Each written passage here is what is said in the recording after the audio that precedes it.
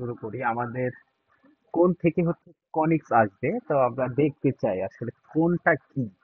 তো কোনটা কি আমি হচ্ছে এটার সংজ্ঞাতে যাচ্ছি না, মানে কাকে বলে এটা বলছি না তোমার কাছে। একটু এই যে এই দৃশ্য তো দেখছো, ছোটকালে দেখছো না? এই যে দেখছো মাঝখানে একটা রাখি, এই যে এ দেওয়া আছে ওখানে সেন্টারের মতো। এই যে এরপর যদি আমি চারপাশে এরকম ঘুরাই, তাহলে দেখো তো এরকম একটা ব্যাপার পাবো কিনা। এরকম একটা ব্যাপার পাই। এটা যদি একটা, মনে করো তোমার কলম তোমার টেবিলে, হ্যাঁ, টেবিলে একদম সোজাসুজি করে ধরছো।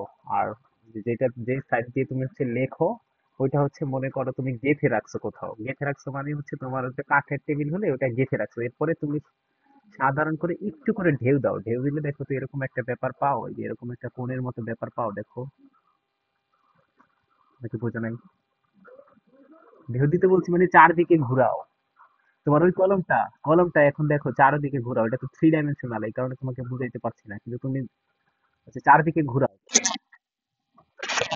এই যে দেখো এখানে ধরে রাখছো, এরপরে ওই কলমটা তুমি একটু এমনি ধরে সেন্ট ওখানেই থাকবে, কিন্তু ওই যে যেখানে আছে ফিক্সড পয়েন্টে থাকবে, কিন্তু আরেকটা সাইড, উপরের সাইডটা ধরে চারদিক ঘোরাও। তখন দেখো তুমি যে যে ব্যাপারটা পাবা সেটা যদি তুমি ফিল করো, তখন কিন্তু এটা একটা এরকম কোণের মতো সৃষ্টি হয়। আর কোন আইসক্রিম খাইছো, কোন তো চিনো?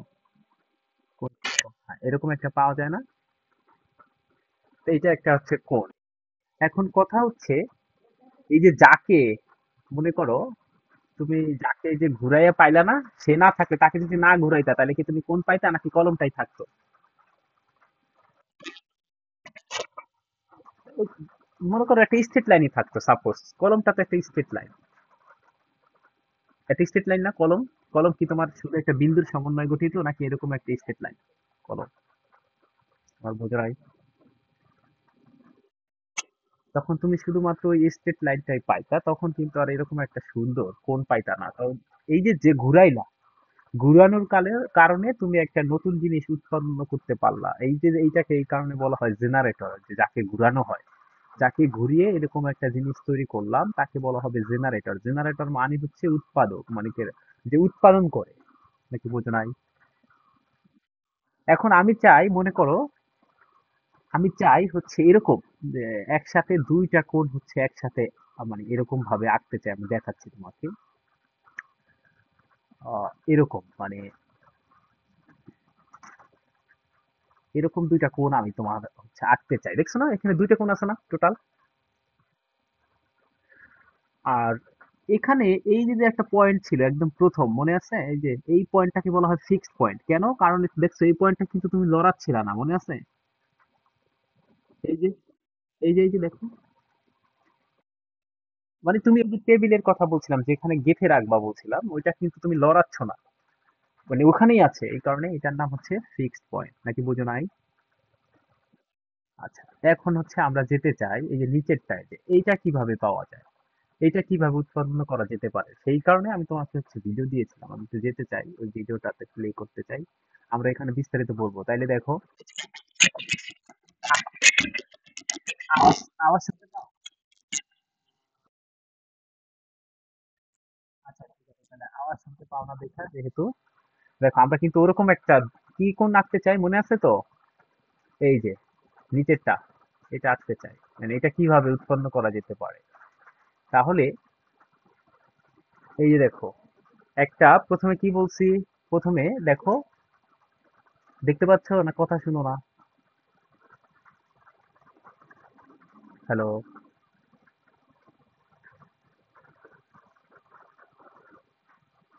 হ্যালো? তোমার কথা তো আসতেছে না।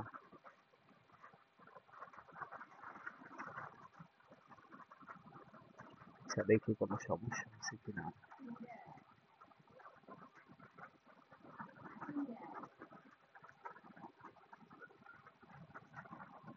ও, আমি তো মিউট করে রাখছি। হ্যালো? এই তুমি শুনতে পাচ্ছ? আচ্ছা দাঁড়াও, আমি তো মিউট করে রাখছিলাম। এইটা হচ্ছে অফ করে দিতে হবে।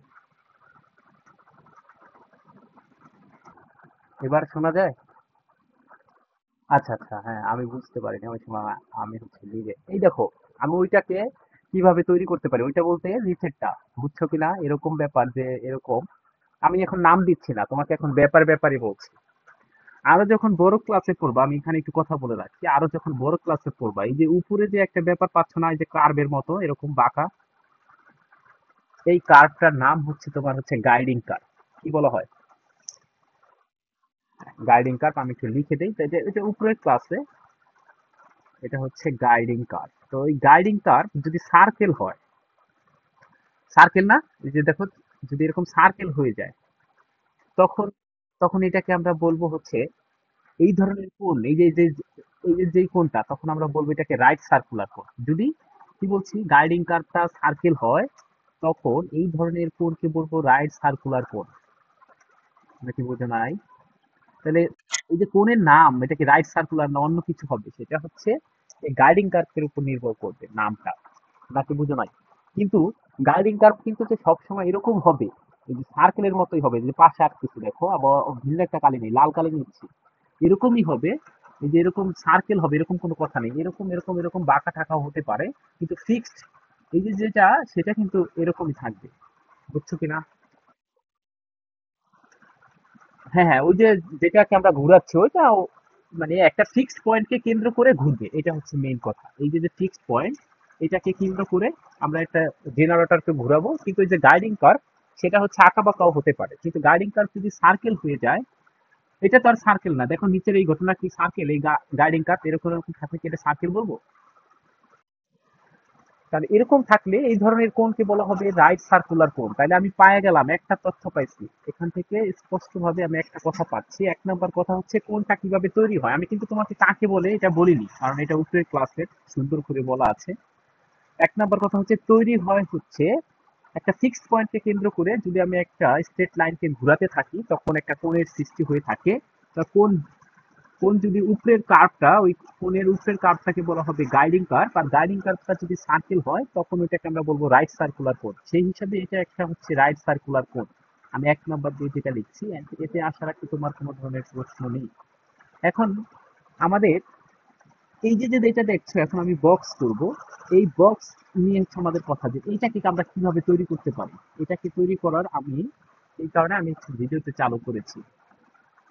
তো দেখতে পাচ্ছ একটা স্ট্রেট লাইন, এই স্ট্রেট লাইনকে এবার দেখো, আমি এই স্ট্রেট লাইনকে আরেকটা স্ট্রেট লাইনে যে সেভ করলো, আর এই যে যেটা ভার্টিক্যাল, এটা কিন্তু ভার্টিক্যাল না, এই যে যেটা দেখতে পাচ্ছ, এটা কিন্তু ভার্টিক্যাল না। আর যেটা একদম সোজা সোজা আছে, ভার্টিক্যাল মানে হচ্ছে উলম্ব, মানে খাড়া আছে। বুঝতে পেরে? এখন যদি আমি তোমার এই যে দেখো এটাকে ঘুরাই দেই, যেটা হচ্ছে এই যে ভার্টিক্যাল না, ওইটাকে যদি ঘুরাইয়া দেই, চারপাশে ঘুরাও, এখন দেখো যে ঘুরাচ্ছি ঘুরাচ্ছি ঘুরাচ্ছি ঘুরাচ্ছি, তাইলে আমি কি পাচ্ছি বলো? তাইলে নিচের চিত্রটা পাচ্ছি না?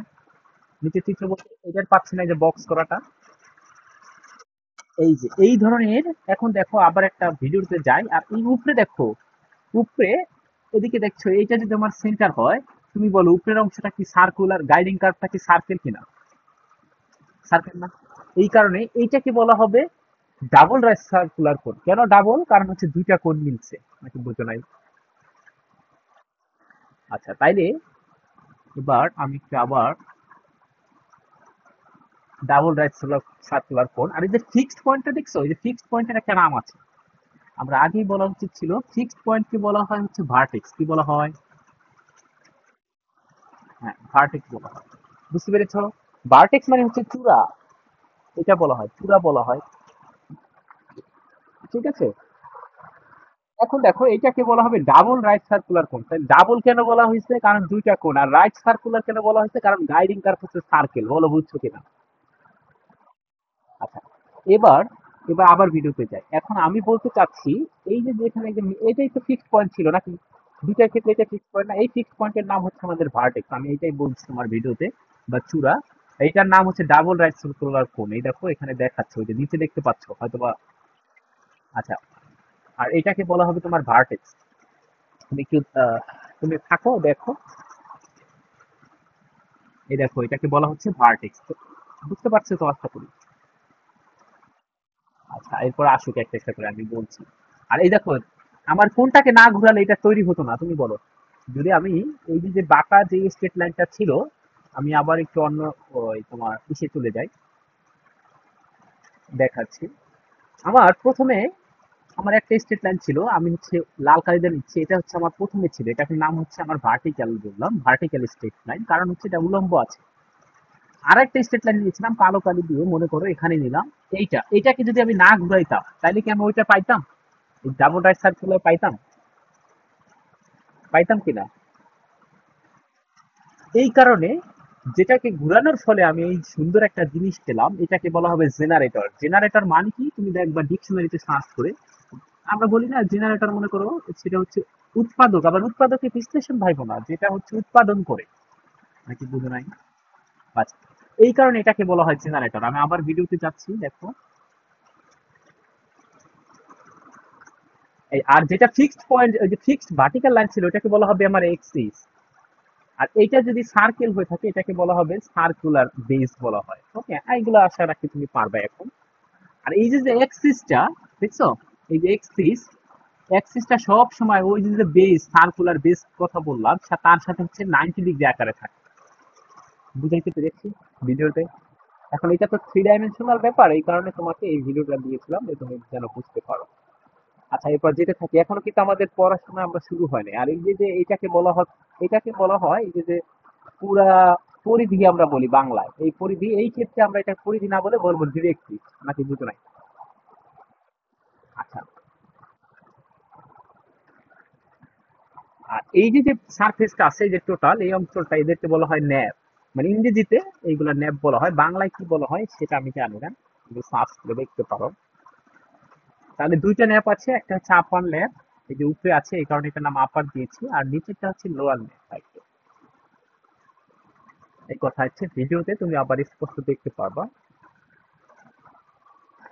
আচ্ছা, এরপরে দেখো, এই দেখছো এখানে একটা অ্যাঙ্গেল তৈরি হয়েছে, এই যে এক্সিস আর হচ্ছে জেনারেটরের মধ্যে, এই অ্যাঙ্গেলের নাম হচ্ছে তোমার, দেখো কি দেওয়া আছে, সেটার নাম হচ্ছে ভার্টেক্স অ্যাঙ্গেল। একে আমরা সাধারণত ধরো এই ভিডিওতে আমরা এ দ্বারা ডিনোট করেছি। এখন এবার এটা হচ্ছে গেল ভাই, কথা হচ্ছে যে ঠিক আছে, আপনি এই যে ডাবল রাইট সার্কুলার কোণ পাইছেন, এটা পাই আমার কি লাভ হলো? এখন এদেরকে যদি আমি বিভিন্ন সুন্দর সুন্দর ভাবে কাটি, বিভিন্ন ওয়েতে কাটি, আবার বলছি বিভিন্ন ওয়েতে কাটি, কাটি মানে হচ্ছে ব্লেড দিয়ে, মনে করো ব্লেড দিয়ে যদি আমি কাটি, তা ব্লেড হচ্ছে এরকম না দেখতে, বলো তুমি? এরকম না? এই প্লেট এক এক ধরনের প্লেন। প্লেন মানে কি জানো কিনা? প্লেন মানে কি? পড়ো না এগুলা? তোমরা প্লেন মানে বাংলা কি সেটা পারো কিনা দেখো তো। এগুলো পড়ো নাই? প্লেন মানে হচ্ছে তল, পড়ছো তল কোথাও? আচ্ছা, ঠিক আছে, তাহলে আমরা একটু যাই, প্লেনটা কি সেটা একটু তোমাকে বলতে চাই। সহজ আছে, ব্যাপার না সেটা, ভয় পাওয়ার দরকার নেই। আমি মনে করো প্লেন মানে হচ্ছে একটা, আমি সহজ উদাহরণ দিচ্ছি, হ্যাঁ, মানে আমি সহজ কথা বলছি, ডেফিনেশন আরো সুন্দর করে দেওয়া যায়। প্লেন মানে হচ্ছে, আমি একটু বাংলাটা সার্চ করে দেখাই তোমাকে, দাঁড়াও, তারপর আবার বলতে পারো।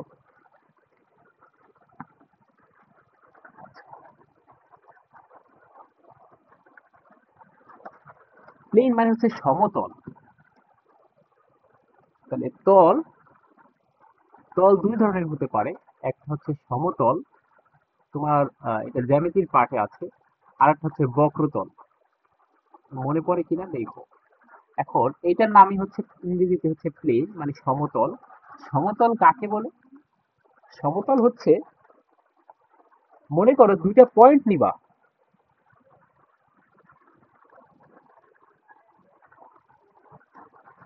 আচ্ছা, দুইটা যদি পয়েন্ট নাও, আবার বলছি, একটা ব্যাপারটাকে আমরা প্লেন বলতে পারবো কিনা, ধরো আমি এই পাশে আঁকছি, কিন্তু দেখতে পাচ্ছ? আচ্ছা, অন্য কালে নিচ্ছি, ধরো দুইটা পয়েন্ট নিয়েছি, এই যে দুইটা পয়েন্ট নিলাম, এই যে একটা পয়েন্ট, এই যে একটা পয়েন্ট, এখন যদি এদেরকে অ্যাড করি এই তলের মধ্যে থাকবে কিনা? এদেরকে বলা হবে, যদি দুইটা পয়েন্ট নেই তাদেরকে যদি আমি তোমার জয়েন করে দেই, সেটাও যদি ওই ওই যেই ব্যাপারটা আছে সেটার উপরেই থাকে, তখন ওইটাকে আমরা বলবো, এই ধরনের তলকে আমরা বলবো হচ্ছে প্লেন, মানে সমতল। আর এরকম হতে পারে, দেখো এরকম, এটার নাম কেন বক্রতল? এটার নাম বক্রতল কেন? এর কারণ হচ্ছে তুমি যদি এখন দুটো পয়েন্ট না আমি একটু আরো একটু বড় করে আঁকি তাহলে বুঝতে পারবা। ধরো এরকম নিলাম, এটার নাম বক্রতল মনে করো। কেন এটার নাম বক্রতল? দুটো পয়েন্ট নাও, সেটা কি সম্পূর্ণ এই তলে থাকবে? দুটো অ্যাড করো, কোথায় পাইলা? এই দেখো এইগুলা কি এই তলের মধ্যে ছিল? এই কারণে এটা হচ্ছে বক্রতল। তাহলে প্লেন মানে সমতল কেন বলা হয় বুঝতে পারছো? এবার বলো ব্লেডের কথা বলো। তোমরা কিন্তু ব্লেড এখন চেনো, ব্লেডের কথা বলো। এই ব্লেডের মধ্যে যদি যে কোনো দুটো পয়েন্ট নেই, তখন তাদেরকে যে অ্যাড করি সেটার মধ্যেই থাকবে না? এই কারণে এটা মনে করো একটা প্লেট, মানে ব্লেড মানে হচ্ছে একটা প্লেন। এখন সহজ কথা, কিন্তু সংজ্ঞা কিন্তু আছে এটা, এরকম সুন্দর ডেফিনেশন পারা যাবে। আচ্ছা, ঠিক আছে। এরপর এখন এই যে রাইট, ডাবল রাইট সার্কুলার কোণকে তুমি যদি এরকম একটা ব্লেড দিয়ে, আমি এখন ব্লেডই বললাম, ব্লেড দিয়ে হচ্ছে বিভিন্ন অ্যাঙ্গেলে কাটো, মানে কাটার পরিমাণ কি, একবার যদি ধরো বিভিন্ন অ্যাঙ্গেলে কাটলে বিভিন্ন রকম জিনিস পাবা, অনেক ধরনের জিনিস পাবা। এই অনেক ধরনের জিনিসই আমাদের এই চ্যাপ্টারে, অনেক ধরনের জিনিস নিয়ে পড়ার দরকার নেই, আমাদের হচ্ছে তিনটা নিয়ে পড়ার দরকার। কি কি? একটা হচ্ছে ইলিপস, আর একটা হচ্ছে হাইপারবোলা, আর একটা হচ্ছে প্যারাবোলা। আরো কিন্তু আছে, এই এটা থেকে আরো অনেক কিছু সৃষ্টি হয়, আমরা দেখবো এখনই। তার মধ্যে আমরা জাস্ট তিনটা পড়বো। বুঝাইতে পেরেছি? আচ্ছা, আমি একটু দেখতে চাই এখন কিভাবে কাটলে ব্লেড দ্বারা, মনে করো এখন প্লেন মানে হচ্ছে ব্লেড, ব্লেড দ্বারা আমি কোন অ্যাঙ্গেলে কিভাবে কাটলে কি কি জিনিস পেতে পারি সেটা আমি দেখতে চাই, ভিডিওতে আবার যেতে চাই। এবার যাও। তাহলে এই যে যে কাটা, বিভিন্ন অ্যাঙ্গেলে কাটলে আমরা যে সেকশন গুলা পাবো ওদের নাম হচ্ছে কনিক সেকশন। আমি কি কথা বুঝাইতে পেরেছি?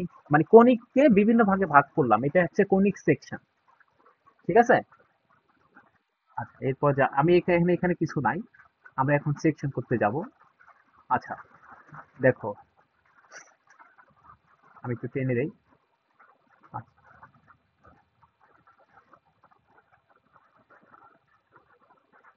এই দেখো, আমরা প্রথমে এখন ইলিপস কিভাবে পেতে পারি।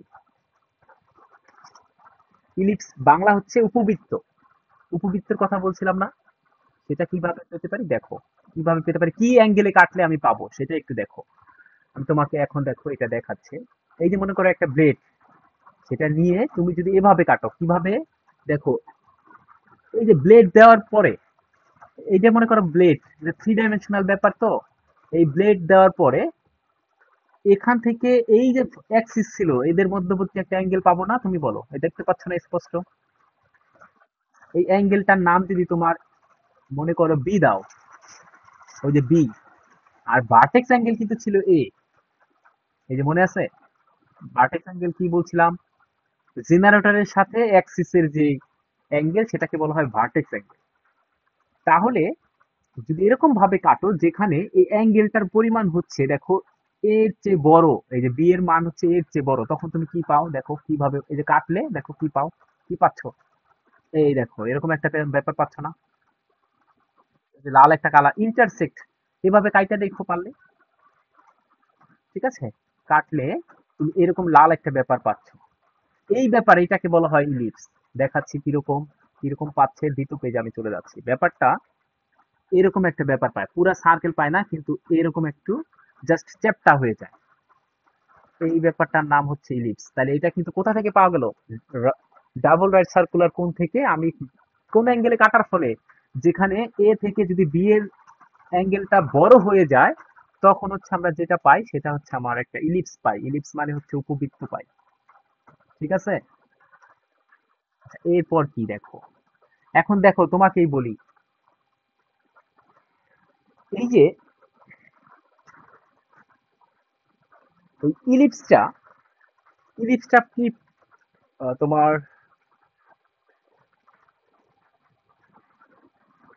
এক মিনিট,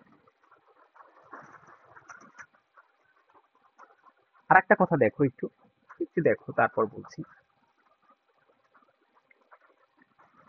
এই দেখো, এবার যদি দেখতে পাচ্ছ, এবার যদি এরকম হয়ে যায় তাহলে এই অ্যাঙ্গেলটা কত? এই যে দেখো, এই যেখানে দেখা যাচ্ছে এই অ্যাঙ্গেলটা কত, 90 ডিগ্রি না? এটা কিন্তু আমার বি এর মান। এবার যদি তোমার এরকম হয়ে যায় যে বি এর মান 90 ডিগ্রি, আর এর মান কিন্তু এখানে তুমি বলো এর মানে, এখানে চিত্র দেখে বলো তো এর মান, এই যে আগের আগের চিত্র দেখে বলো এটা কি 90 ডিগ্রি হবে কোনোদিনও এর মান? এই যে এখানে দেখাচ্ছি দাঁড়াও। আচ্ছা, এর মান কি কোনোদিন 90 ডিগ্রি হবে? হবে না। তার মানে দেখো, এ থেকে বি বড় হয়ে গেলেই সেটা কিন্তু ইলিপস। তাহলে তুমি দেখো, এবার যদি আমি 90 ডিগ্রি নেই অ্যাঙ্গেলটা, দেখো কি হয়। এ থেকে বি এ থেকে বি বড় হলো কিনা? এই ক্ষেত্রেও কিন্তু এবার কিন্তু বির মানটা এক্সাক্ট মানে 90 ডিগ্রি। এখন যে ইলিপসটা এই ধরনের একটা স্পেশাল ইলিপস, এই দেখো এই ইলিপসের নাম হচ্ছে সার্কেল। দেখতে পাচ্ছ কি? হুম, বুঝছো কিনা? তাহলে এই কারণে আমরা কখনো কখনো বলি, কি বলি, যে circle is a special type of ellipse. তার মানে তুমি কি বুঝতে পারছো, কনিকের মধ্যে এই যে কনিক সেকশন করলে আমরা সার্কেলও পাই, কিন্তু সার্কেল কিন্তু ফার্স্ট পেপারে পড়ে আসছি না। এই কারণে এই চ্যাপ্টারে এটা আর পড়বো না।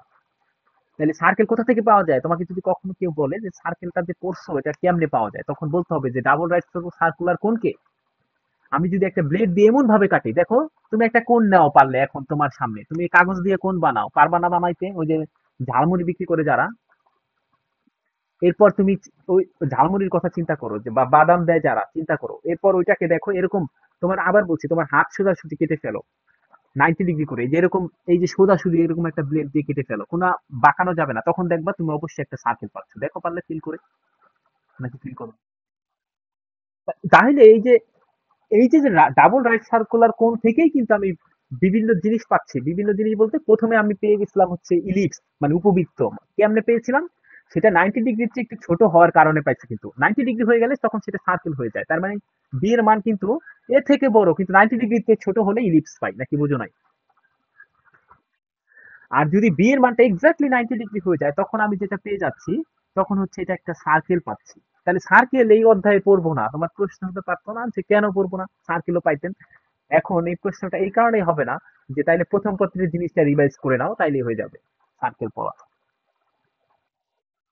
আচ্ছা, এরপর আমরা এবার গেল ইলিপস নিয়ে গেল। এখন এই ইলিপস এই কথাটা চিন্তা করো, এই যে যে ব্লেডটা এটা কি যদি নিচে নামায় আনতাম, এই যে লাল একটা ফিক্সড ভার্টেক্স পয়েন্ট ছিল না, তুমি বলো, একদম এটাকে নিচে নামায় নিয়ে আসো কল্পনায়, এই যে লাল একটা ভার্টেক্স পয়েন্ট ছিল, তখন কি পাইতাম বলো?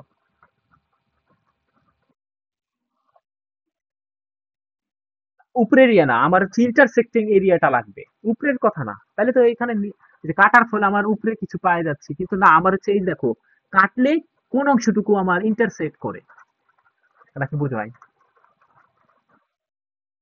চলো, আমি বলছি কি, এই দেখো এরকম ভাবে কাটার ফলে আমি কি কি নিব, আমি নিব হচ্ছে এই যে যে এই কালারটার নাম কি বলো তো, এই কালার, এইটার কালারের নাম কি? ধরো আকাশি, আকাশি, আর এই যে প্লেটের কালারের নাম কি? এই দুইটার মধ্যে যেখানে যেখানে সেট করবে সেই অঞ্চলটু নিতে হয়। তাহলে বলো এখানে সেই অঞ্চলটু এই অন্য কালারটা না, এই কালারটা না? এখন তোমাকে আমি এই কথাটাই বলছি, যে তুমি এখানে এটা কিন্তু এরকম 90 ডিগ্রি অ্যাঙ্গেলেই থাকবে, প্লেনটা এরকম এরকমই থাকবে। এটাকে আস্তে আস্তে নামাইয়া এই লাল অঞ্চলে নিয়ে আসো, দেখাচ্ছি আমি লাল অঞ্চলটা কোনটা, এই যে এখানে নিয়ে আসো, এখানে নিয়ে আসলে শুধুমাত্র একটা পয়েন্ট পাও না ইন্টারসেক্টিং এরিয়া হিসেবে, বুঝছো কিনা? তাইলে এই প্লেনটা যদি এমন ভাবে চলে আসে কি, বি এর মান 90 ডিগ্রি এবং সেটা হচ্ছে ভার্টেক্স দিয়ে যায়, তখন আমরা পাই একটা পয়েন্ট, বুঝতে পারছো? তখন ইলিপসটা কি হয়ে যায়? ইলিপসটা একটা পয়েন্ট হয়ে যায়। এবার বুঝছো? হ্যাঁ, এই যে এখানে এই বরাবর কাটবা, এই যে এই বরাবর কাটো, দেখো একটা তোমার ইন্টারসেক্টিং এরিয়া নিতে হবে। আবার তুমি বলবা যে না ভাই উপরে একটা অংশ পাই নিচে একটা অংশ পাই, ওরকম না। তাইলে তো তুমি এখানে দেখো, এখানে তো দুইটা অংশ পাচ্ছ, উপরে একটা অংশ না, জাস্ট এই কালারটা নিতে হবে যেখানে ইন্টারসেক্ট করবে, মানে দুইটার মধ্যে যেখানে দুইটা জিনিস আছে সেই অঞ্চলটুকু নিতে হবে, সেই অঞ্চলটুকু নিয়ে কি পাচ্ছ সেটা বলতে হবে, বলো বুঝছো কিনা?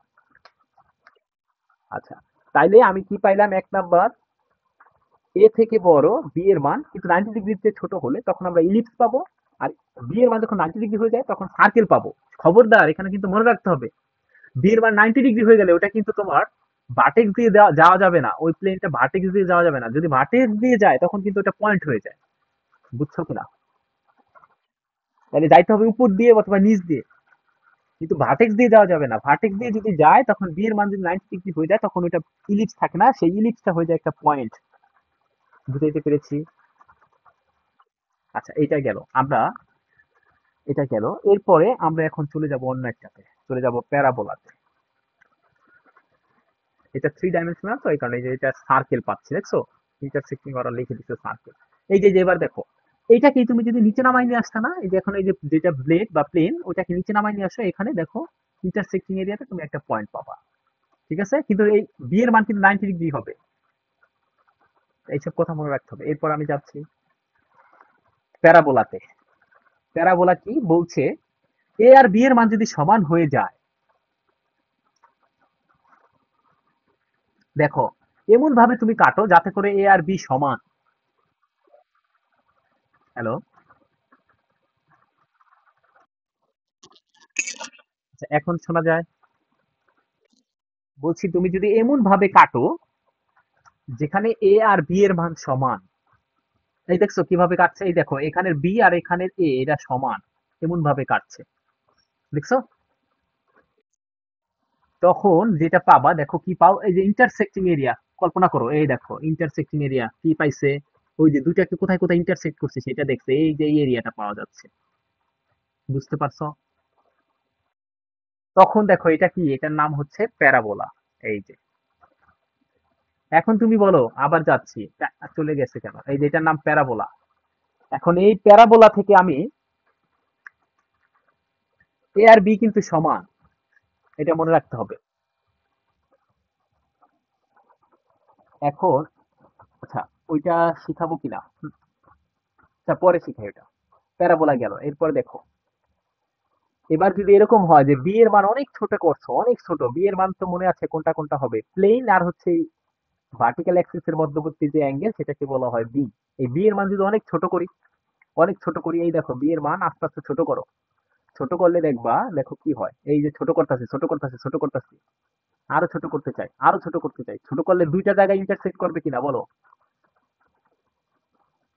মানে দুইটা কার্ভে ইন্টারসেক্ট করবে কিনা, মানে আপার পোর্শন লোয়ার পোর্শন, যেহেতু তুমি ছোট করতেছো, দেখো আস্তে আস্তে কিন্তু, এই যে দেখো তোমাকে আবার নিয়ে যাই, প্রথমে কিন্তু তুমি একটাতেই করছে, তুমি যদি এখন এটাকে নামাই দাও, বি এর মান ছোট করা মানে কি, দেখো এখান থেকে এটাকে উপরে উঠানো আর এটা নিচে নামানা, এই পার্টটা ছোট করলে দুইটা অংশকে কাট করবে, কাট করলে কিরকম অংশ পাওয়া যাবে, দেখো কতটুকু, কোন অংশটুকু পাওয়া যাবে, এই যে নামাচ্ছি ছোট করছি, আরো ছোট করো, আরো ছোট করছি, এই যে তাহলে দেখো এরকম দুইটা অংশ পাওয়া যায়। এই যে দুইটা অংশ পাওয়া গেল, তার মানে বি এর মান কিন্তু অনেক ছোট হবে এ থেকে, তখন আমরা পাচ্ছি হাইপারবোলা। এই যে এই ঘটনাকে বলা হবে হাইপারবোলা। বুঝতে পেরেছি? আচ্ছা, এরপরে আমাদের, এখান থেকে আমাদের দুইটা ব্যাপার আছে, সেটা হচ্ছে আমরা ডাবল, মানে স্ট্রেট লাইন আছে না, আচ্ছা শোনো, শোনা যাচ্ছে? স্ট্রেট লাইনও এখান থেকে পাওয়া যেতে পারে। স্ট্রেট লাইন মানে সরল রেখা। হ্যাঁ, সরল রেখাও এই ধরনের পাওয়া যেতে পারে। কিভাবে পাওয়া যেতে পারে আমি তোমাকে সেটা ভিডিওতে দিয়ে দেবো অনেক, হ্যাঁ, সরলরেখা কিভাবে পাওয়া যেতে পারে, এখন দেখলে বুঝবা কিনা। তবে আমি, দাঁড়াও, আমার কাছে এটা নেই। এখান থেকে স্ট্রেট লাইন পাওয়া যায়, আবার এখান থেকে জোড়া সরলরেখাও পাওয়া যায়, পেয়ার অফ স্ট্রেট লাইন। তুমি তো বলতে পারো, ভাই আমরা তো সরলরেখা পড়ছি, তাহলে জোড়া সরলরেখা পড়বো না? জোড়া সরলরেখা, পেয়ার অফ স্ট্রেট লাইন, এটা হচ্ছে ফার্স্ট ইয়ারে পড়ানো হয়, মানে ফার্স্ট ইয়ার বলতে ভার্সিটির ফার্স্ট ইয়ারে, ঠিক আছে? তাহলে আমি তোমাকে এখান কি বললাম, আজকে কি কি পাইলাম। আচ্ছা, সরলরেখা কিভাবে পাওয়া যায় সেটা আমি একটু খালি ভিডিওতে তোমাকে বলে দেই এখান থেকে। আচ্ছা দেখো, দেখে নেই চিত্রটা পাচ্ছি কিনা। আচ্ছা মনে করো কোন কোন, এই যে এখানে দেখো আমার এই যে এভাবে যদি তুমি কোনো কর্মে কাটো, শুধুমাত্র এভাবে কাটো, এভাবে যদি কাটো, তাহলে কি পাওয়া যায় বলো তো? খালি একটা সরলরেখা পাওয়া যাবে না, এই যে এখানে, এই যে এই বরাবর একটা সরলরেখা না, বুঝছো কিনা? আর ডাবল সরলরেখা পাওয়া যায় হচ্ছে কিভাবে, সেটা ডাবল সরলরেখা এমন ভাবে কাটবো, সেটা থ্রি ডাইমেনশনাল ব্যাপার, তো আমি কাটাটা এখন ফিল করাতে পারছি না, তবে ওইটা আমি তোমাকে ভিডিও করে দিয়ে দেবো যে সরলরেখা আর জোড়া সরলরেখা কিভাবে পাওয়া যায়। ঠিক আছে? তাহলে আমি কি কি পাইলাম? আমার কিন্তু আজকের কোনো কিছু পড়া না, এটা কিন্তু তোমার এক কিছু আসবে না, জাস্ট ফিলের জন্য আমি বলছি। সেটা হচ্ছে, এক নাম্বার কথা হচ্ছে, আমি দেখলাম, আমি আজকে থেকে কি কি জানলাম সেটা একটু জানতে চাই। আচ্ছা, এক নাম্বার আমি লিখছি। এক নম্বরে আমরা দেখলাম, প্রথম হচ্ছে আমি কোণ তৈরি করা শিখলাম, যে কিভাবে কোণ পাওয়া যায়। এরপর দুইয়ে আমি দেখলাম এই কোণটাই হচ্ছে রাইট সার্কুলার কোণ হয়ে যেতে পারে কখন। কি বলছিলাম বলো তো? রাইট সার্কুলার কোণ কখন হয়?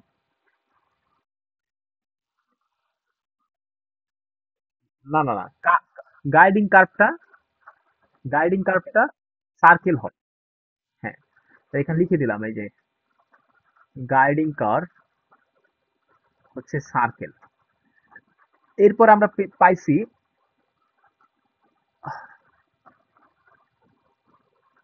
এরপর আমরা যেটা পড়ছি সেটা হচ্ছে ডাবল রাইট সার্কুলার কোণ। এটা তো আমরা বুঝতে পারছি আশা রাখি।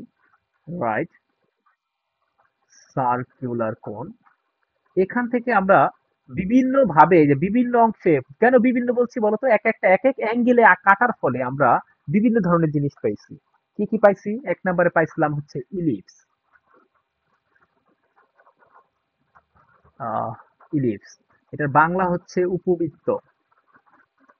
এই ইলিপস থেকে আবার বিভিন্ন ধরনের জিনিস পাইছি। এক নাম্বার সার্কেল পাইছি, সার্কেলও এক ধরনের ইলিপস, নাকি বোঝো নাই? আর এই ইলিপসটাই আবার পয়েন্ট হয়ে যেতে পারে, বলছিলাম কিন্তু। আচ্ছা, দুই নাম্বার আমরা পাইছিলাম হচ্ছে প্যারাবোলা। এখানে বলছিলাম, এখানের ক্ষেত্রে, এখান থেকে ক্ষেত্রে হচ্ছে বি বড় এ থেকে। এই প্যারাবোলার ক্ষেত্রে এ আর বি সমান, অর্থাৎ এমন ভাবে কাটতে হবে। আহ প্যারাবোলা আবার, তোমার প্যারাবোলা হচ্ছে লাইন হয়ে যেতে পারে, ওই যে আমি বললাম না স্ট্রেট। হ্যাঁ হ্যাঁ, বলো। আচ্ছা, প্যারাবোলা স্ট্রেট লাইন হয়ে যেতে পারে, ওই যে বললাম এমন ভাবে কাটতে চাই। বুঝতে পেরেছো কথা? বলছিলাম না যে এখান থেকে স্ট্রেট লাইনও পাওয়া যায়। সেটা হচ্ছে প্যারাবোলা থেকে আমরা স্ট্রেট লাইন পাইতে পারি, অর্থাৎ এমন ভাবে কাটবো তখন আমরা স্ট্রেট লাইন পেয়ে যাব। এটা আমরা দেখাবো, এটা তোমার এই অংশে ভিডিও দিয়ে দিব। আর হচ্ছে হাইপারবোলা পেতে পারি বলছিলাম, কিন্তু হাইপারবোলা কখন পাওয়া যায়? যখন বি এর মান ছোট হবে।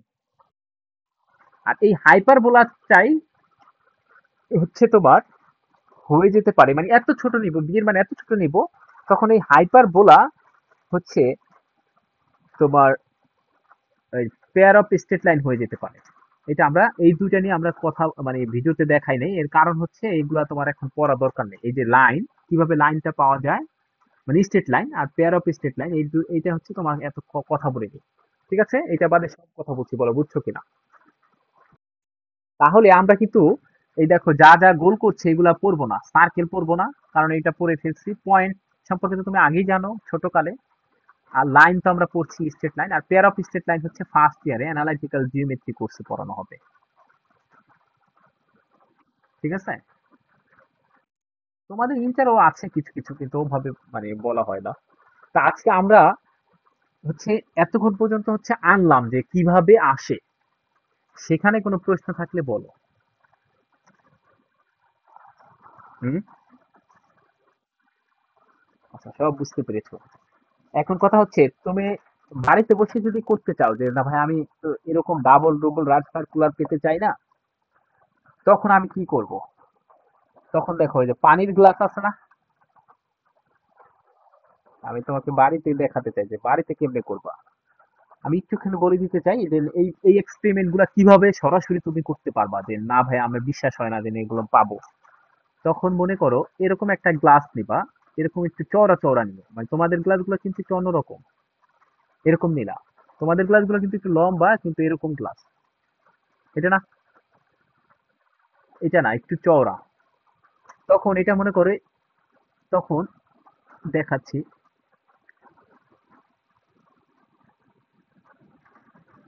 তখন এটার মধ্যে মনে করো পানি ভরে নিলা, এই এই এই পরিমাণ পানি আছে, এগুলো সব পানি।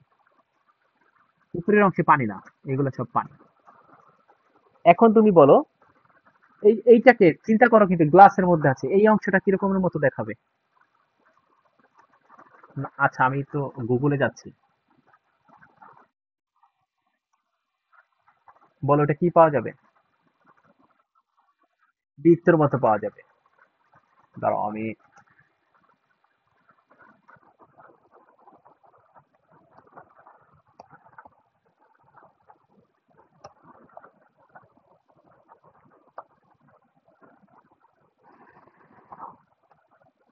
একটু সময় দাও। নেট এত স্লো, তারপরে তুমি কথা শুনতে পারো? এটা তো খুব ভাগ্যের ব্যাপার। এই দেখো, দেখছো কি পাওয়া গেল? উপরের অংশটা কি ইন্টারসেক্টিং এরিয়া মনে করো। হ্যাঁ, ওই দেখো উপরের অংশটা তুমি পাওয়া যাচ্ছে একটা সার্কেল। তাহলে এভাবেও করতে পারো, ইন্টারসেক্টিং এরিয়া লাগবে না এখানে কোনো, কারণ এখানে তো কাটাকাটি হচ্ছে না, এখানে গ্লাসের মধ্যে পানি রাখছি। এবার দেখো, জাস্ট একটুখানি তুমি এই গ্লাসটাকে একটু হেলিয়ে দাও, মানে বুঝতে পারছো কি না, মানে একটু এটাকে একটু বাঁকাই দাও, তাইলেই কিন্তু দেখো, একটু কম বাঁকাও, তাইলেই কিন্তু তুমি এরকম একটা ব্যাপার পাও। কিরকম দেখো তো, এরকম পাও কিনা একটু ফিল করতে হবে এগুলা, কারণ আমি তো এখন বাঁকাই থাকাই দেখাইতে পারবো না। আচ্ছা, তাহলে দেখো তুমি যদি বাঁকাও তখন কিন্তু ব্যাপারটা এরকম পাই যাচ্ছ, একটু বাঁকাইলে, মানে এই সাইডটা একটু কি করছো বলো তো। আচ্ছা দেখা, একটু বাঁকা গ্লাস সোজা পাইনি। দাঁড়াও একটু একটু দেখি। আচ্ছা,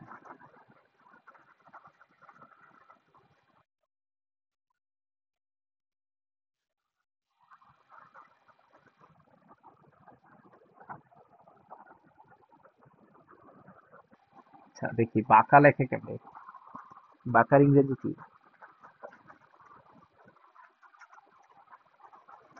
হেলানো, হেলানো ইংরেজি কি, জানো কিনা?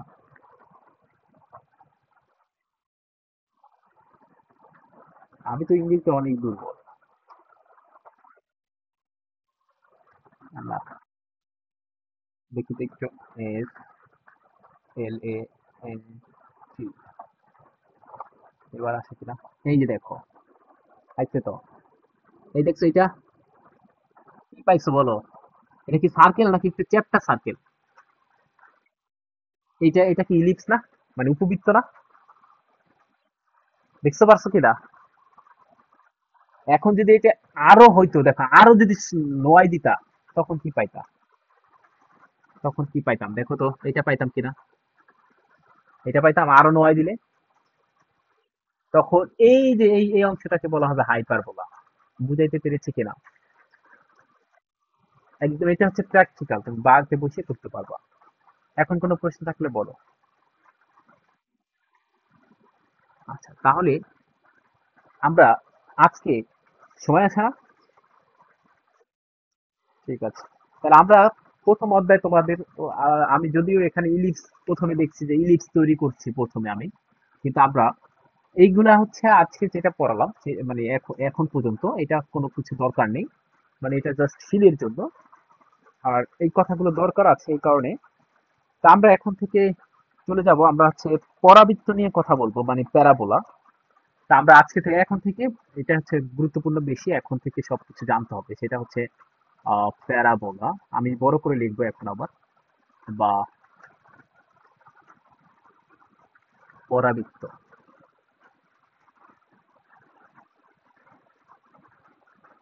কোনো প্রশ্ন থাকলে আমাকে বলবা। আচ্ছা, আমি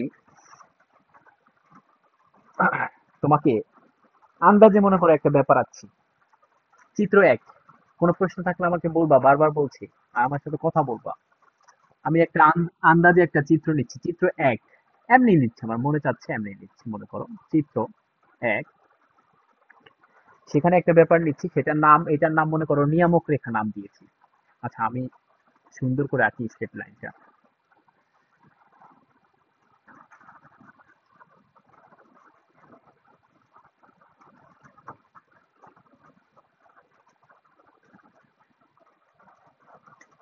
এই যে যেটা নিলাম এটার নাম মনে করো,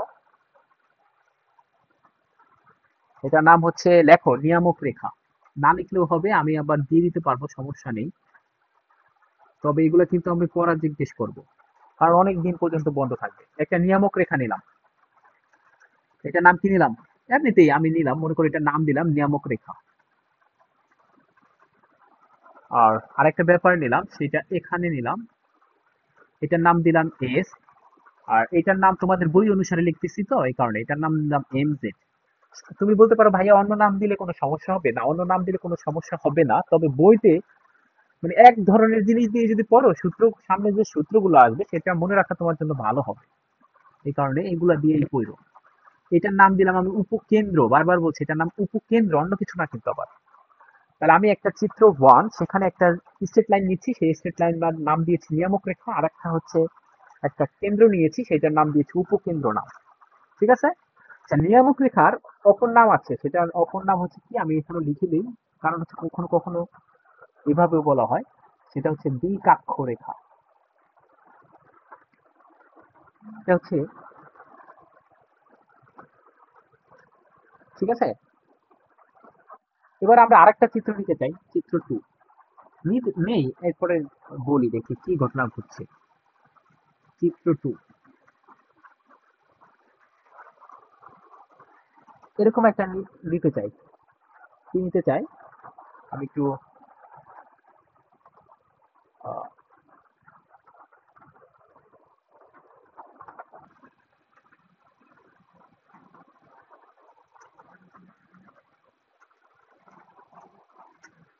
আচ্ছা, এই যে যেখানে ইন্টারসেক্ট করলো দুটা জিনিস,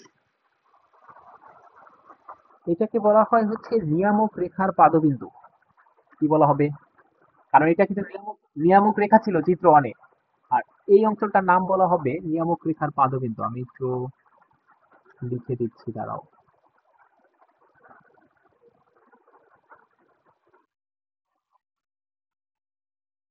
না, কেন দুইটা নিয়ামক রেখা? আমি আমি তো নাম বলতেছি একটা একটা করে।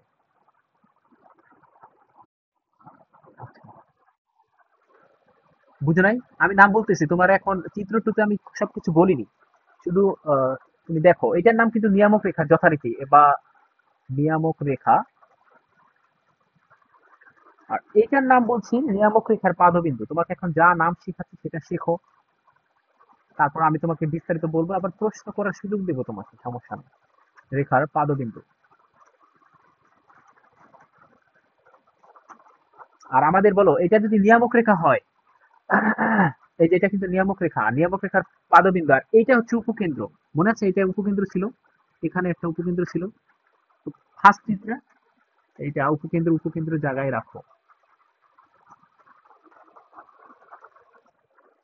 দেখো একটা নির্দিষ্ট সরলরেখার নাম দিলাম হচ্ছে এইচ জি, কারণ এগুলো তো সরলরেখা। একটা নির্দিষ্ট সরলরেখা এইচ জি উপকেন্দ্র এস দিয়ে গমন করছে, এই কথাটা কি বিশ্বাস করো কিনা? আমি যে কথাটা বললাম, একটা নির্দিষ্ট সরলরেখা দেখো এইচ জি, সেটা হচ্ছে উপকেন্দ্র দিয়েই গমন করছে। কেন উপকেন্দ্রের বাইরে দিয়ে না?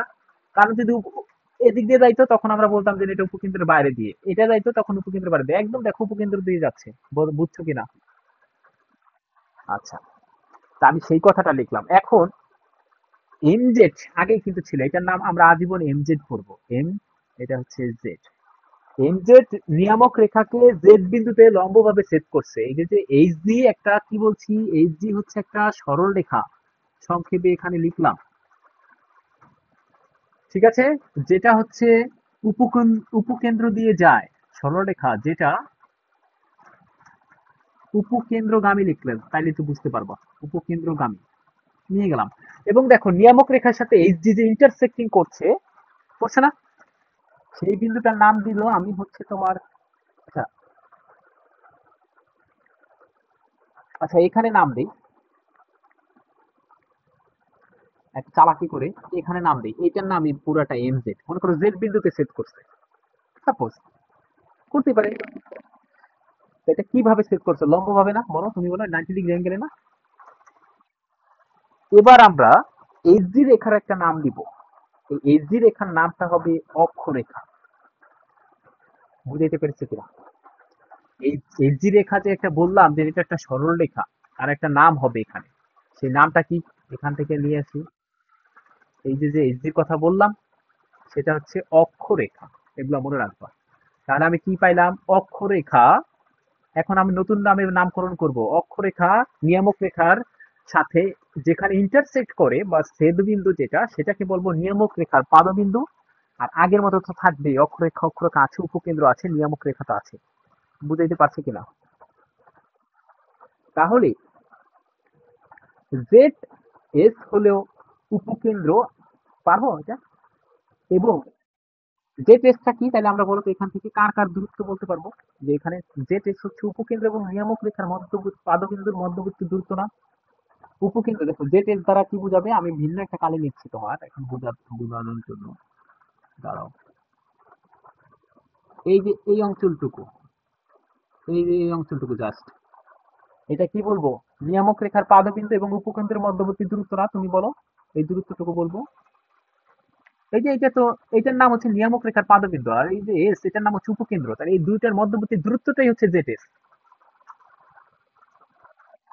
আচ্ছা, এবার চিত্র 3। আস্তে আস্তে কিন্তু আমি একটু একটু করে বাড়াচ্ছি। দেখো প্রথম চিত্রে ছিল শুধু নিয়ামক রেখা উপকেন্দ্র, এরপরে একটা অক্ষরেখা নিচ্ছি, তারপর কি কি পেয়ে গেলাম সেটা করছি। এবার চিত্র 3-এ যাচ্ছি। আচ্ছা, চিত্র 3 তোমার খারাপ লাগলে আবার বইলো, তাহলে সাইরা দিব অনেক। না, যদি না খারাপ লাগে ততক্ষণ পর্যন্ত পড়াবো, আজান দেওয়ার আগ পর্যন্ত।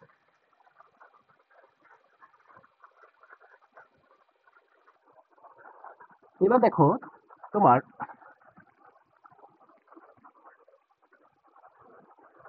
একদম আমি আগের ঘটনাটা চিত্র 2টা হুবহু আঁকে ফেলি, তুমি একটু লাইনে থাকো।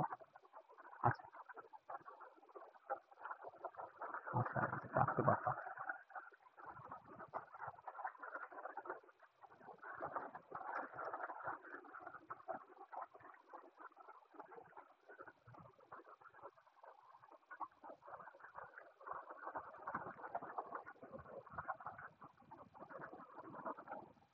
যথারীতি এটার নাম এম জেড, এটার নাম এইচ জি, এটার নাম হচ্ছে আমার এস।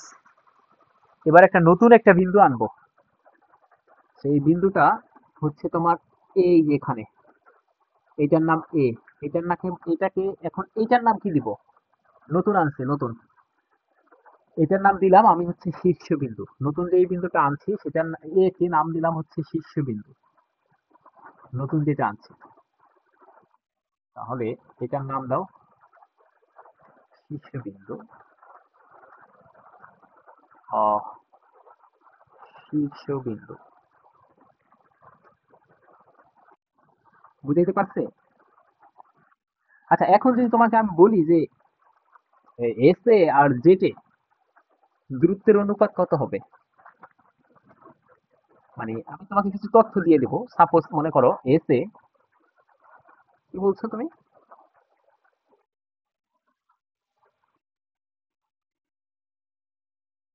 আচ্ছা দেখো, আমি কিছু বলে দিই। আমি একটা ভিন্ন কালে নেই। আমি তোমাকে এটুর কথা বলছি, আর এখান থেকে এটুর কথা বলছি, এটার অনুপাত কত হবে। এখন তোমাকে অনুপাত জানতে হলে অবশ্যই তো এদের সম্পর্কে জানতে হবে নাকি, যে এটা কত, এস এর দূরত্ব কত। তো সাপোজ এস এ, আর বলছিলাম জেটে এই দূরত্বটা কত, এটা বলছিলাম। এটা কত তার জন্য আমি তোমাকে বলে দিলাম যে এস এর সমান হচ্ছে 2, সাপোজ। বলতে পারি না? আর জেটে মানে হচ্ছে 3, আমি বলে দিলাম এটা। তাহলে এটা কত পাইলাম? 2/3 না? আচ্ছা, তাহলে এই পাই গেলাম মনে করো 2/3। বুঝছো কি না? আমি জাস্ট এমনিতেই এইগুলা করতে মন চাচ্ছে, খালি করছি। তাহলে আমি কি কি পাইলাম? এভাবে আমরা অনুপাত বের করতে পারি। এটা হচ্ছে চিত্র 3 গেল। চিত্র 4 একটার মধ্যে আঁকি, এখন আর বাড়াচ্ছি না। মনে করে একটা বিন্দু দিলাম P1। P1 বিন্দু নিচ্ছি, এই যে এখানে আমি একটু ভিন্নকালী নেই তো তোমার জন্য ভালো হবে। আচ্ছা, এখানে একটা বিন্দু নিলাম, মনে করো এটার নাম হচ্ছে P1। দেখতে পাচ্ছ না ভিন্নকালী? এটা চিত্র 4 এর মতো, কিন্তু এক চিত্রে একটা নিচ্ছি। P1 একটা বিন্দু নিচ্ছি। আচ্ছা, এবার তোমাকে বলতে চাই, এই যে P1 থেকে এখানের একটা দূরত্ব পাবো, আর S থেকে একটা দূরত্ব পাবো, পাবো না? আচ্ছা, এটা দেখতে খারাপ লাগছে, দাঁড়াও আমি ভালো করে আঁকা দিচ্ছি তোমাকে।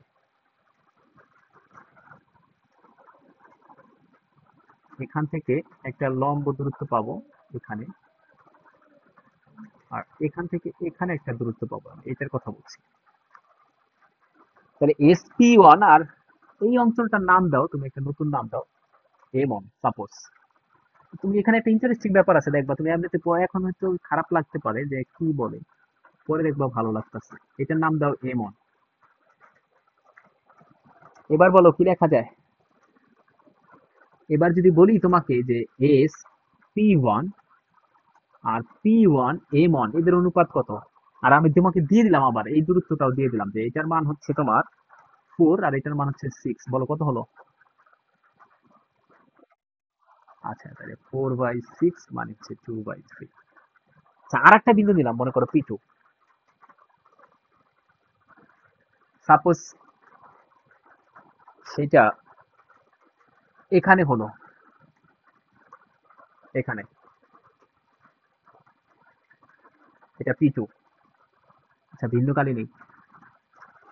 এবার তোমাকে আবার জিজ্ঞেস করলাম, আবার ভিন্নকালী নিয়ে, এখান থেকে এটার দূরত্ব দেখো, উপকেন্দ্র থেকে কিন্তু সব,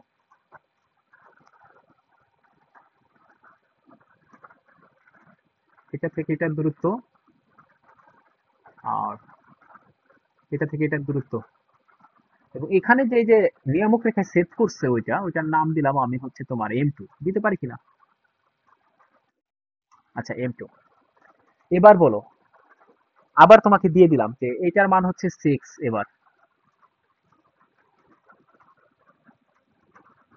এটার মান হচ্ছে 6 আর এটার মান হচ্ছে তোমার 9। বড় তো হচ্ছে, বুঝতে পারতেছো, এই কারণে আস্তে আস্তে বড় করছি। দেখো P1 থেকে P2 দূরত্ব বেশি আছে না, এই কারণে 6 দিছে। এবার বলো তো কত হবে, SP2 আর হচ্ছে P2M2 এর অনুপাত কত হবে?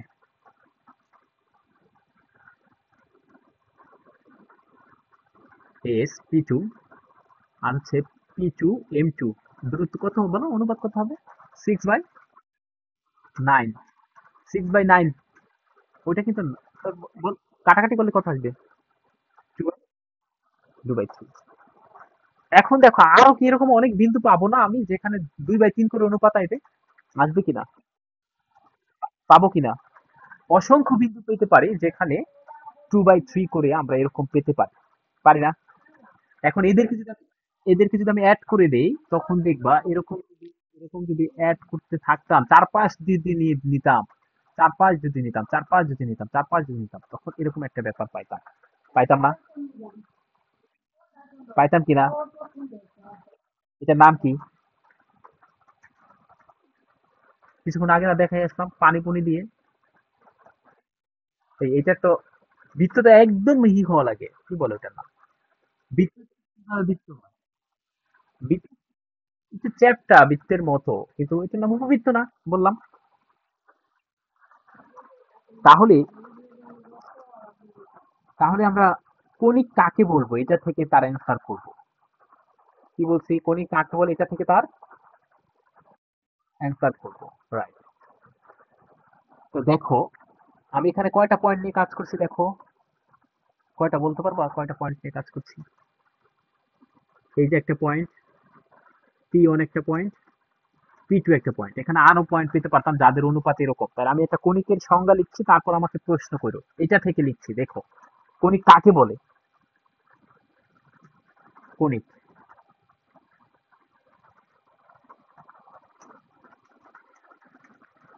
কোনো, পরে আমাকে প্রশ্ন করবা, আমি আগে উঠাই নেই, তারপর তুমি এমনি বুঝে যাবা। চলমান বিন্দু যদি যদি এমন ভাবে চলে, এটা দিয়ে শেষ করব, যেন তুমি লাইনে আছো? ওই বিন্দু থেকে একটি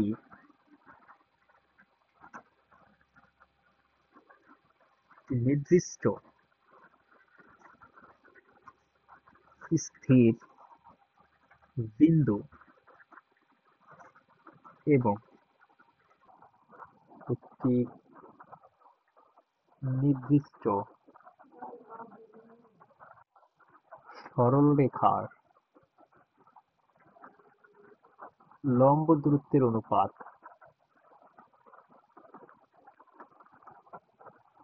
অনুপাত সর্বদা ধ্রুব হয়, তাহলে ওই চলমান বিন্দুর সঞ্চারপথকে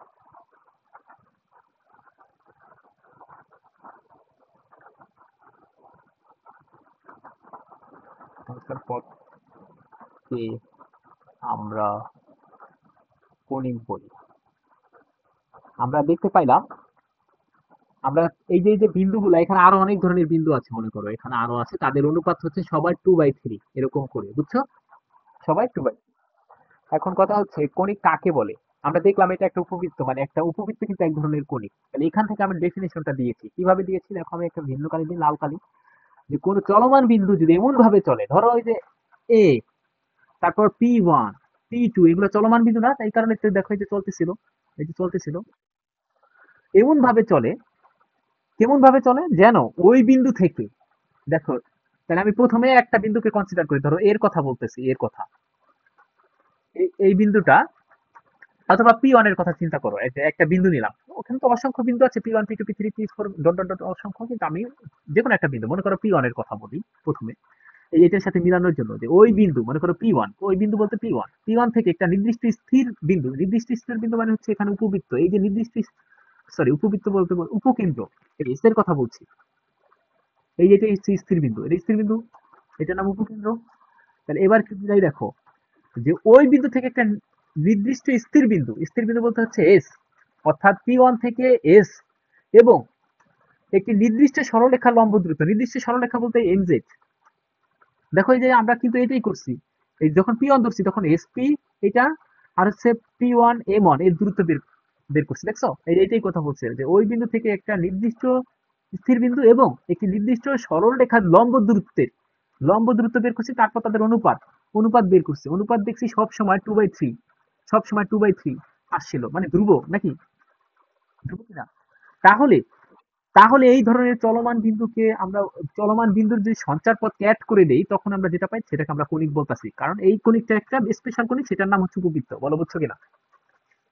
এই দেখো এর ক্ষেত্রেও এ বিন্দুকে আমি বিন্দু ধরছি কেন, দেখো আমরা কিন্তু এখানে বলছিলাম এস এ বের করছি আর জেট এ বের করছি, এস এ দ্বারা কি বোঝাচ্ছে দেখো, এস এ মানে হচ্ছে এই দূরত্বটা, এটা কি, ওই চলমান বিন্দু এবং ওই স্থির বিন্দু লম্ব দূরত্ব, আর জেটে মানে কি, এই চলমান বিন্দু থেকে এই এই নির্দিষ্ট সরলরেখার লম্ব দূরত্ব, দেখো এটার সাথে মিলাও, এই যে দেখো ওই বিন্দু থেকে একটা নির্দিষ্ট স্থির বিন্দু এবং একটা নির্দিষ্ট সরলরেখা, এই নির্দিষ্ট স্থির বিন্দুর নাম হচ্ছে উপকেন্দ্র, পরবর্তীতে বইতে যখন পড়বা। আর আমরা তো উপকেন্দ্র সম্পর্কে আগেই ধারণা দিয়েছি, এই কিছুক্ষণ মানে চিত্র 1-2 এ। আর এই যে একটা নির্দিষ্ট সরলরেখা, এই নির্দিষ্ট সরলরেখার নাম হচ্ছে নিয়ামক রেখা। হ্যাঁ বলো। হ্যালো। আচ্ছা ঠিক আছে, আবার আবার বলছি। আচ্ছা ঠিক আছে, আবার বলছি, তোমাকে তো আমি কখনো বলিনি যে উপকেন্দ্র কাকে বলে, নিয়ামক রেখা কাকে বলে, এটা বলছি, শুধুমাত্র আমি এইগুলা বলছি আর তুমি এটা মেনে নিয়েছো, চিত্র 1 চিত্র 2 চিত্র 3। এখন দেখো ডেফিনেশন বলছি, কোন একটা চলমান বিন্দু যদি এমন ভাবে চলে, কি কি, ওই বিন্দু থেকে একটা নির্দিষ্ট বিন্দু এবং একটা নির্দিষ্ট সরলরেখার লম্ব দূরত্বের অনুপাত। এখন এই যে নির্দিষ্ট বিন্দু, এটাকে বলা হয় উপকেন্দ্র, আর যে নির্দিষ্ট সরলরেখা এটাকে বলা হয় নিয়ামক রেখা। দেখো আমি এই যে তোমার এস এ বের করছি, বা SP1 বের করছি, বা SP2 বের করছি, সবগুলা কিন্তু এই যে উপরের গুলা যা, এই যে দেখো এইটা, এইটা, এইটা, এগুলা কিন্তু ছিল দেখো স্থির বিন্দু থেকে লম্ব দূরত্ব। এই স্থির বিন্দু থেকে লম্ব দূরত্বকে বলা হয় হচ্ছে, স্থির বিন্দু থেকে এটা হচ্ছে উপকেন্দ্র, স্থির বিন্দুটা। আর আরেকটা, আর যা নিচেরটা বের করছি যেমন জেটে, এখান থেকে দেখো জেটে P1 M1 P2 M2 এগুলা কিন্তু ছিল নিয়ামক রেখা থেকে লম্ব দূরত্ব। দেখো এদের অনুপাতটা যদি ধ্রুব হয়ে থাকে, ধ্রুব মানে কি, এখানে 2/3 হতে পারে, এখানে বিভিন্ন মান হতে পারে, তখন আমরা এদেরকে কণিক বলবো। কথা হচ্ছে যে আমরা এই ধরনের কণিককে বলি হচ্ছে, এই যে যেই কণিকটা পেলাম এটাকে বলছি উপবৃত্ত, কিন্তু এটা তো চিত্র দিয়ে। এদের অনুপাতকে বলা হয় উৎকেন্দ্রিকতা, কখনো কখনো কি বলা হয়, উৎকেন্দ্রিকতা, উৎকেন্দ্রিকতা, মানে ই দ্বারা ডিনোট করা হয়। তাহলে এটা মানে কি, ওই অনুপাতটা, অনুপাত কার কার ছিল বলো, আমি লিখে দিচ্ছি কেন, কণিকের, সুন্দর করে লিখে দিই যাতে করে বুঝতে পারো, কণিকের উপরস্থ, এটা যে কোনো বিন্দু থেকে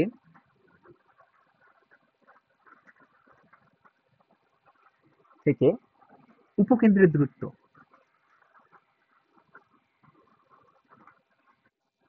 না তাই না, সুন্দর করে বললে এটাই না। দেখো ওই যে উপরে যা ছিল, SP1 SP2 তারপর এগুলা সব কিন্তু কণিকের উপরস্থ যে কোনো বিন্দু ছিল, দেখো উপরের কোনো একটা বিন্দু ছিল, ডিভাইডেড বাই ওই বিন্দুর নিয়ামক রেখার লম্ব দূরত্ব, নিয়ামক রেখার ওই বিন্দুর থেকে নিয়ামক রেখার রেখার লম্ব দূরত্ব। বুঝতে পারছো কিনা? এই উৎকেন্দ্রিকতার মানের উপর নির্ভর করবে, অর্থাৎ এই যে যে বললাম এদের অনুপাত একটা ধ্রুব সংখ্যা হবে, তার মানে এই যে যে উৎকেন্দ্রিকতা এই ধ্রুব সংখ্যাটা কত হলে কি কি প্রকাশ করবে সেটা আমাদের একটা চার্ট আছে।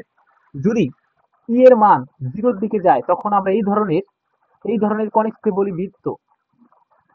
আর এর মান যদি 0 থেকে বড় হয় কিন্তু 1 থেকে ছোট হয় তখন আমরা এটার নাম বলি উপবৃত্ত। দেখো 2/3 পাইছিলাম, এটা কেন উপবৃত্ত হয়েছে, এই কনিকটা, এই কনিকের নাম কেন উপবৃত্ত হয়েছে, এর কারণ হচ্ছে দেখো এদের অনুপাত পাচ্ছিলাম 2/3, 2/3 মানে কত, 0 থেকে বড় 1 থেকে ছোট, বলো বুঝছো কিনা।